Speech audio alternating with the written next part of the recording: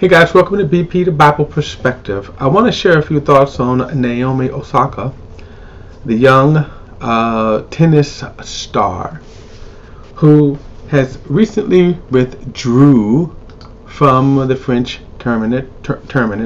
And forgive me because I'm not a tennis fan, in other words, I don't follow the sports.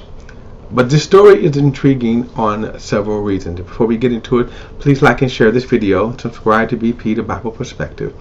And as always, if you have a thought or comment, add it to the comment section below. All comments are welcome.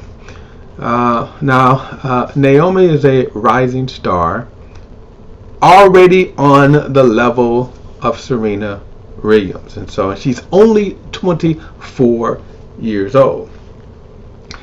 Now, she recently got into some conflict with the French tournament and refused to do press conference.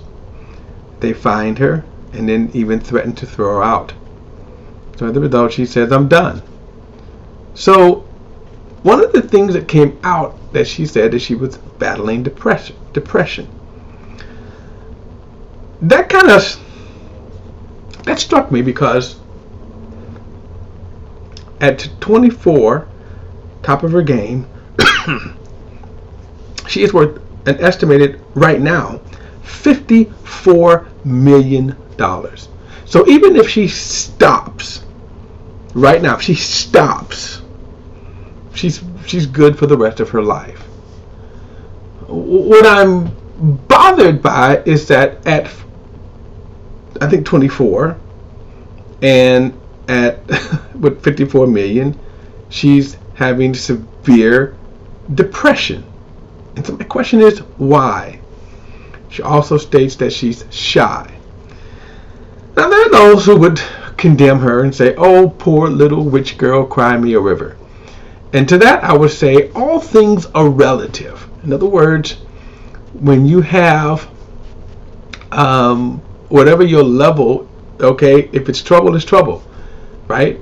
And to that, wherever the hurting is, I don't think we should condemn it, right? In other words, when you think about Will and Jada Pickett Smith kids, they were born into wealth.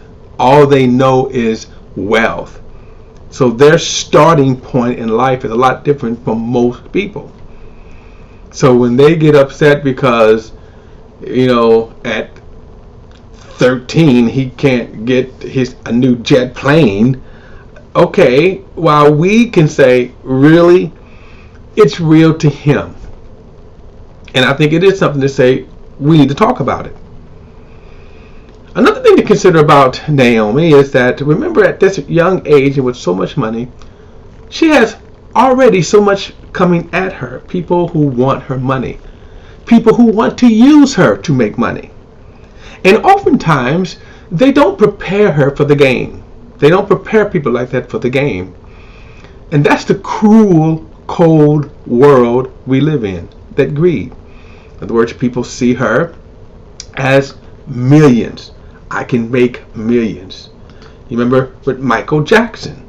Michael Jackson was in his 50s, of course, when he passed away. But remember, he was in the midst of preparing to do a final world tour. That was going to take a toll on his body. And understand that people didn't care. They even furnished a doctor that they were paying this guy $150,000 a month. Won't get into that case because that's one of the dumbest dudes I've ever seen to blow a job like that. Here's my point. They were spending money. They were using Michael to make money. And oftentimes, rising celebrities become pawns. And people don't care about them. In other words, when she burns out, they're just going to sweep her aside and go to the next one. So it is important, I think, that she does stop and take care of herself. Stop and take care of her. Because you see, most people probably in her orbit won't. She probably can count on very few people. One of the most saddest cases is some of the child stars. You go back to the Gary, I think it's Gary Coleman. Remember, he was a little short. As a kid, he was cute. But after he grew up, he had very trouble, and come to find out his parents took all his money. So that's the kind of things that sometimes people have to go through. Now, as I said, even if she stops right now, she is good for the rest of her life. She could actually go on to make a lot of more money. Think about it. If she's right now at the 54, what would it take? I mean, how much could she make in the next 10 years? Whatever. In other words, the sky is the limit.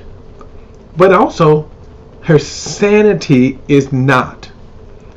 Now, of course, I would like to reach out and say, yes, you need Jesus in your climb up.